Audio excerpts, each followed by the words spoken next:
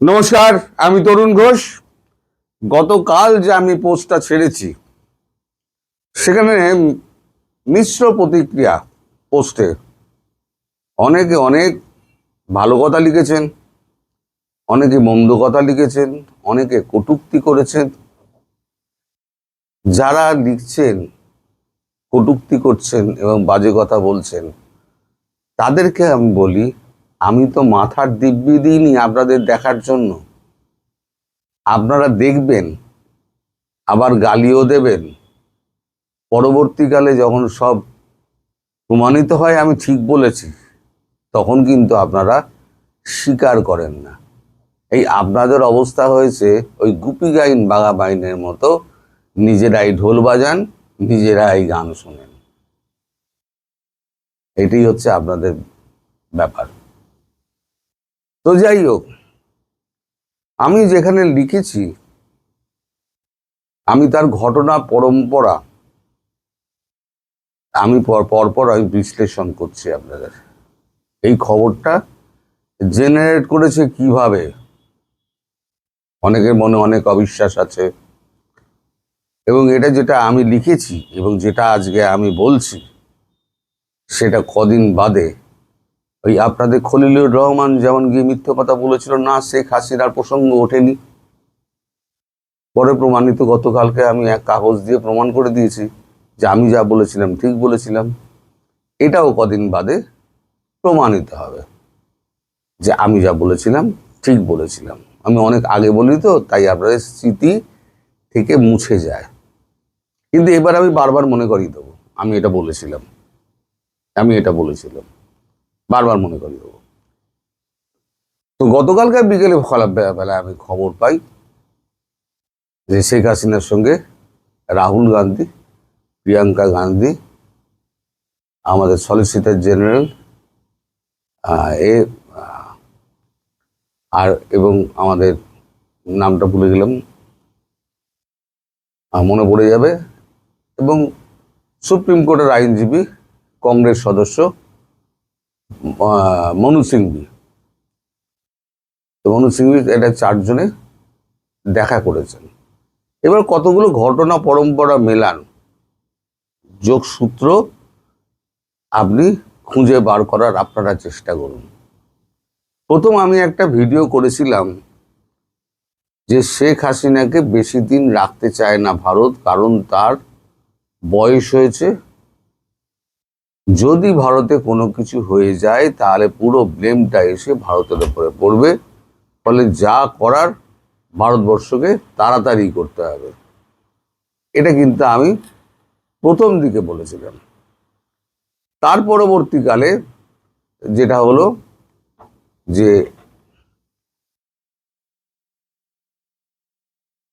Donald ট্রাম্পের phone এলো, Donald ট্রাম্পের ফোন এলো, সে খবর আমি করেছিলাম। ডোনাল্ড ট্রাম্পের ফোন এসছে। এখন দেখুন, এই হরমুজ টানেল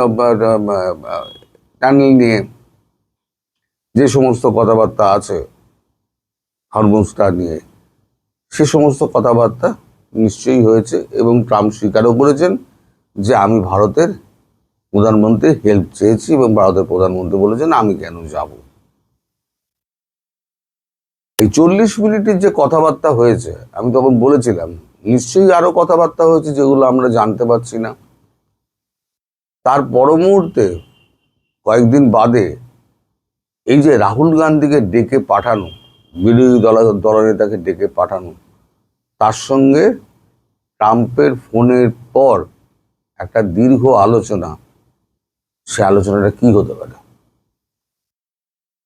নিশ্চয়ই হরমুজ নিয়ে নয়,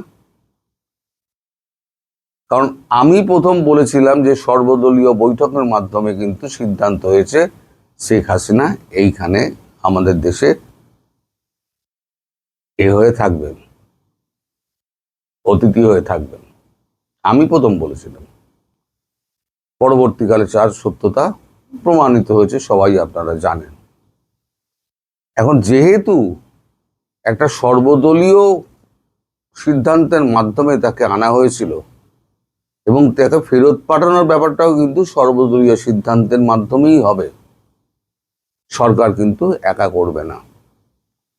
তার প্রাথমিক ভিত রচনা করতেই আমার মনে হয়, যদ্দূর মনে হয়, রাহুল গান্ধীকে ডেকে পাঠিয়েছিলেন। এবং গান্ধী পরিবারে এই গান্ধী আর গান্ধী নিয়ে একটা সমস্যা দেখা দিয়েছে। আসলে কথাটা হচ্ছে কিন্তু গান্ধী অপভ্রংশ হয়ে যেটা গান্ধীতে পরিণত হয়েছে। গান্ধী বলে কিন্তু কোনো টাইটেল ভারতবর্ষে নেই, গান্ধী আছে, কিন্তু গান্ধী বলে কিছু নেই। কিন্তু অপভ্রংশ সেটাই চালু হয়ে গেছে, গান্ধী গান্ধী গান্ধী গান্ধী চালু হয়ে গেছে। কিন্তু আপনি যদি বিভিন্ন কাগজপত্র দেখেন, সেখানে কিন্তু গান্ধী লেখা হয়, গয় চন্দ্রবিন্দু আঁকা, ধয় দীর্ঘই। আমি দুবার ভুল লিখব না, কারণ বানান লেখার সময় কিন্তু আমি অত্যন্ত সতর্ক থাকি। আপনারাও সতর্কতা থাকতে পারেন। কি করে করবেন? যে বানানটা লেখার পর যদি আপনার মনে হয় একটু অচেনা, তাহলে একটু ঘুরিয়ে লিখুন, ঠিক চেনা বানানটা চোখের সামনে এসে পড়ে যাবে। আর কোনটার পরে দন্তের ন হবে, কোনটার পরে মধ্যের ন হবে, সেগুলো একটুখানি আপনি জেনে নেবেন। তো যাই হোক, আমি তখন লিখেছিলাম যে রাহুল গান্ধী এবং প্রিয়াঙ্কা গান্ধী সঙ্গে হরিশ সালভে, যিনি কিংস কাউন্সিলের এখন সদস্য, এবং অভিষেক মনু সিংভি, চারজনে দেখা করেন শেখ হাসিনার সঙ্গে।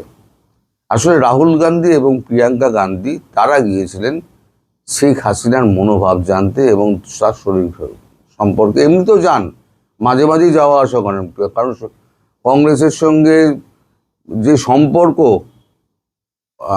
প্রধানমন্ত্রী শেখ হাসিনার, সেটা কিন্তু অটুট সম্পর্ক।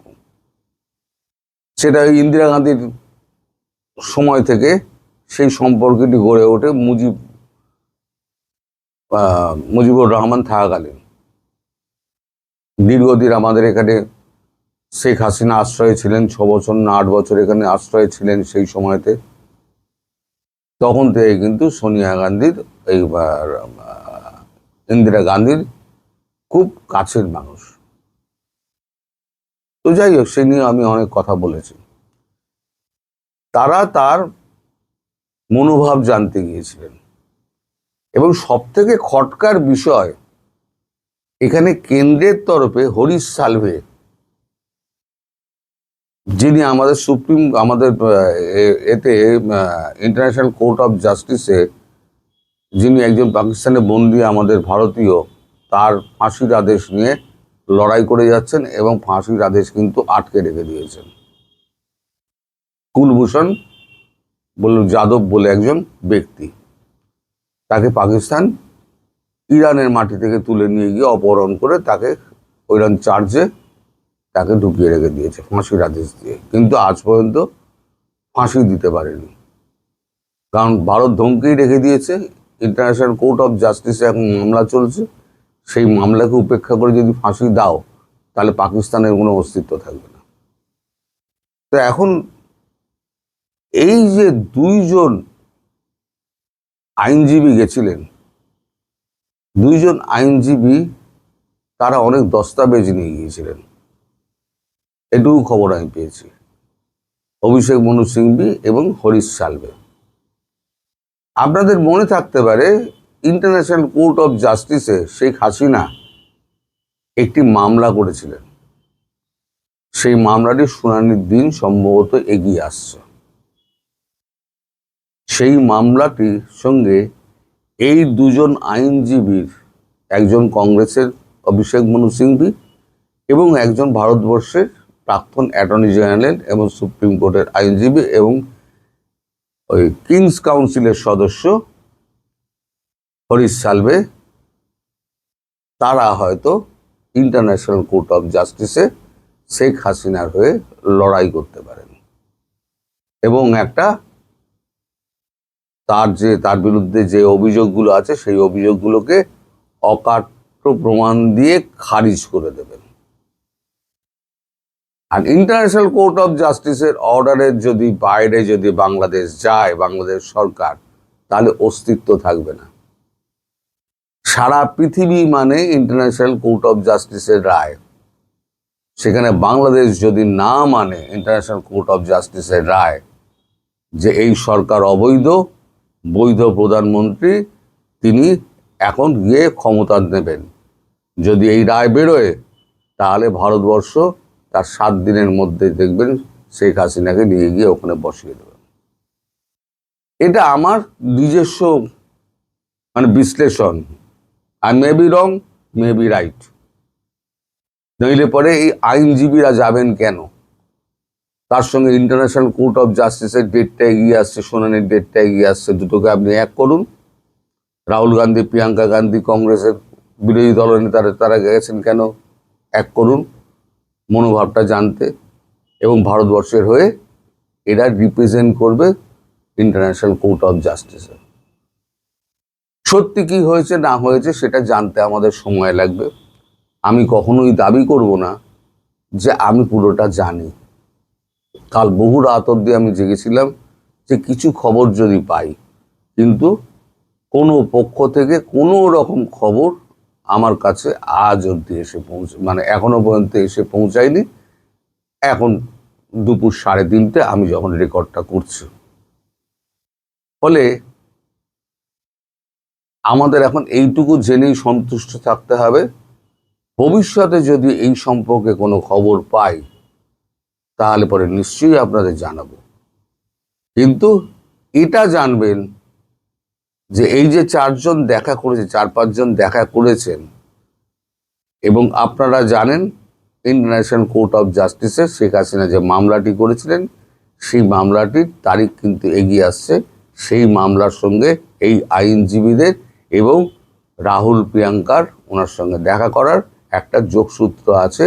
এবং যেহেতু প্রধানমন্ত্রী নরেন্দ্র মোদী বলে দিয়েছেন ভারতবর্ষ আর দেরি করবে না, ভারতবর্ষ তাড়াতাড়ি শেখ হাসিনাকে তার দেশে ফেরাতে চায়।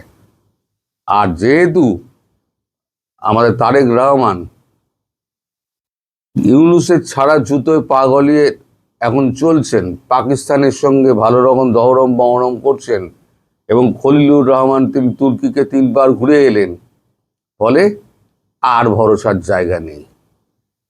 যারা ক্ষমতায় বসাতে পারে তারা ক্ষমতা থেকে উৎখাত করতে পারে। ফলে একটা গভীর কিছু হতে যাচ্ছে। কি হতে যাচ্ছে সেটা সামনে আপনারা বুঝতে পারবেন। আমি এই বিষয়ে আগ বাড়িয়ে কোনো মন্তব্য করে নিজেকে বিতর্কের মধ্যে জড়াবো না। সবাই ভালো থাকবেন, সুস্থ থাকবেন, সাবধানে থাকবেন। নমস্কার।